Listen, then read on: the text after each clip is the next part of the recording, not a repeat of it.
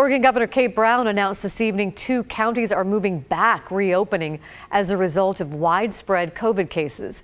Umatilla County is going from phase 2 back to a baseline stay home status. That means people should stay home and limit non-essential travel. Restaurants can do takeout or delivery only, and places like gyms and salons must close.